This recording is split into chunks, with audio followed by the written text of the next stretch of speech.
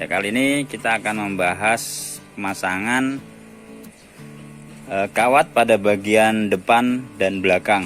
Karena ada beberapa teman yang mengalami kesulitan katanya pada saat masang kawat pada bagian depan atau belakang. Kenapa? Karena sudah dikunci di samping. Nah, ini ya. Ini kalau kita nyelipkan, ini kan harus pas nih. Tuh. Nah, alat bantunya nih pahat ya, bukan buhat tapi pahat ya. Nah, ini pahat kita gunakan buat nyongkel, jadi bukan buat ini, tapi apapun itu bisa, yang penting ini bisa nyongkel dikit ya, jangan terlalu banyak, dikit aja nanti supaya nggak terlalu bengkok. Nah, kemudian nanti pada saat di ini terakhir kita tutup. Oke.